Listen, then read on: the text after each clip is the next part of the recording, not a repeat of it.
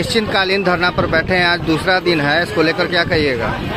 मैं प्रदीप कुमार, उपाध्यक्ष राजस्थान। मैं ये कहना चाहूँगा, सरकार हमारे ये दूसरे दिन के अनिश्चितकालीन हड़ताल के बाद भी सरकार का रवैया हमारे प्रति पॉजिटिव नहीं है, और जब तक सरकार की रवैया हमारे प्रति पॉजिटिव नहीं आ जाती है, हम लोग इस हड़ताल को जारी रखेंगे। ये तो अनिश्चितकालीन हड़ताल है, और ये आप मान के चलिए, हमारी बातों को सरकार तक पहुंचाने का कष्ट करिए, कृपा करिए कि जब तक हमारी मांग पूरी नहीं होगी, हम लोग यहाँ से वापस जाने वाले हैं। हमारे घर परिवार के सदस्य भी कहते हैं कि जो लेने गए हैं वो लेके ही आना, नहीं तो नहीं आना। ऐसे बहुत सारे लोगों को कॉल दिया है। बच्चे कहते हैं कि पापा गए हैं अपने मांग को मनवाने, अपने हक की लड़ाई लड़ने।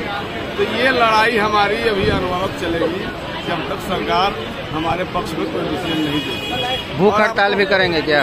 आपको पता है कि इस दौरान अगर किसी तरह की अनहोनी किसी पदाधिकारी अथवा सरकार द्वारा की जाती है तो हम लोग हमारा अवसर से जाने के लिए तैयार हैं। अभी हम थोड़ी देर पहले सबका हाथ उठवा के वोट लिए, एक प्रत्येक व्यक्ति भूख हड़ताल पे जाने के लिए तैयार है। सारे लोग एग्रेसिव हैं कि अब की बार डू एंड डाई, या तो लेंगे नहीं तो डटे रहेंगे। दे के ही भेजना होगा, विदाउट अपना मांग लिए हम नहीं जाएंगे। और मांग भी आप देख सकते हैं कि साधारण सी मांग है, सरकार के लिए कोई बड़ी बात नहीं है, बल्कि मंशा होनी चाहिए। सरकार की मंशा अगर बन जाएगी हमको दे देना है तो कुछ ज्यादा हम मांग नहीं रहे हैं।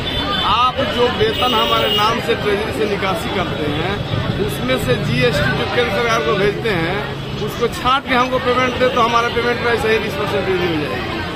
और वही वेतन हम मांग रहे हैं, केवल आप सुविधा करिए, वो वेतन हमको दे दीजिए, हम अपने आप भुगतान उतना ही कर रहे हैं, लेकिन एक कमीशन छोड़ेंगे, उर्मिला का कमीशन, आपका बेल्टॉन का कमीशन, जीएसटी, ये सारे मिला के राशि हमारे नाम पे जितना हमको मिलता है प्रत्येक मंथ, उससे 10,000 रुपया लगभग कट जाता है अनावश्यक रूप से। तो अनावश्यक राशि न आपकी हुई और न मेरी हुई। जो काम ले रहा है उसको भी नहीं, जो काम कर रहा है उसको भी नहीं, बीच में बिना काम के दूसरे लोग बांट रहे हैं।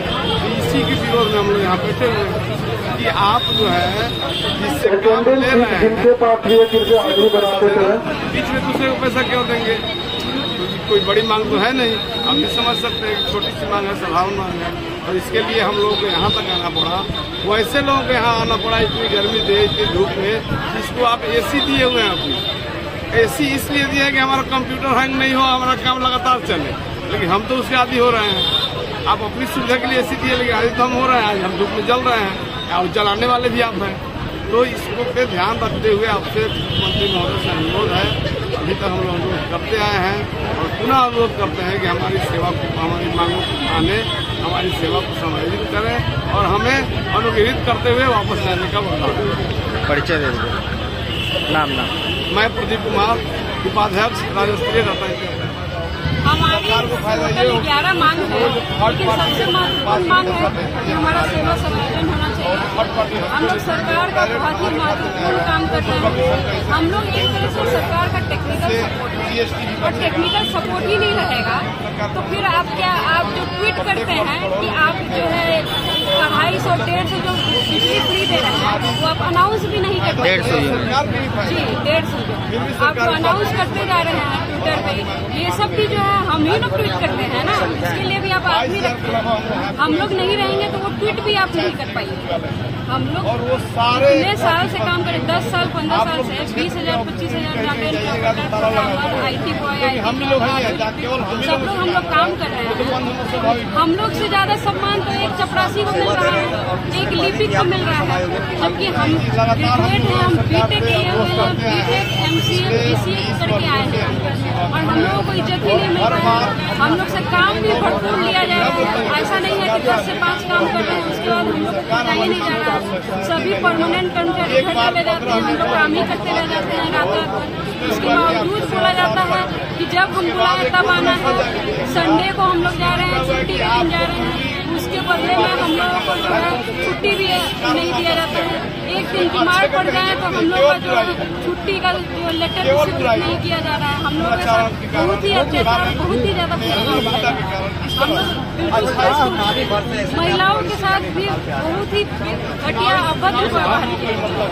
पुरुष जो है पदाधिकारी है या वो लोग जो है बिल्कुल भी बात करने में शालीनता नहीं रखते हैं, गरिमापूर्ण तरीके से बात नहीं करते हैं। हम लोगों के साथ हम लोग काम कर रहे हैं, हम लोग को भी तो समान अधिकार चाहिए। अब महंगाई बढ़ रही है सबके लिए, सबको डीएम मिल रहा है, हम लोगों को कुछ मिल नहीं रहा है, वेतन वृद्धि आप नहीं कर रहे हैं, 100 कार्यक्रम आप चला रहे हैं, 10% इंक्रीमेंट कर देने से क्या हो जाता है? इससे हम लोगों का क्या होगा? अब हम लोग भी समान, हम लोग भी इंसान है, कोई जानवर नहीं है। हम लोगों को भी जो है अधिकार चाहिए अपना सम्मान पूर्वक, इसलिए हमारा सेवा सम्मेलन होना ही चाहिए। महिलाओं का जो है महिला अवकाश छीन लेते हैं, ये इस तरह का व्यवहार हुआ। एक तरफ आप दिखा रहे हैं कि महिला को आप आरक्षण दे रहे हैं 35%, आप दे रहे हैं, आप इतना सारा नौकरी दे रहे हैं, आप हर दिन क्या करें, लेकिन हम कहाँ के किसको नौकरी दी है? अब ये तो दिख ही नहीं रहा है।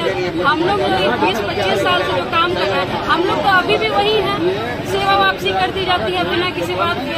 हर दिन हम लोग धमकी सुनते हैं कि आपको वापस कर दिया जाएगा, वापस दब के रहिए। क्यों दब के रहे?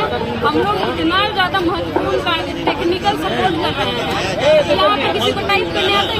सभी साथियों से आग्रह करेंगे कि जितने लोग भी रोड पे घूम रहे हैं कृपया अपने अपने जगह पे बैठने का कष्ट करें, और हमारे जो धरना स्थल है उसको संपन्न करने में हमारी सहायता करें।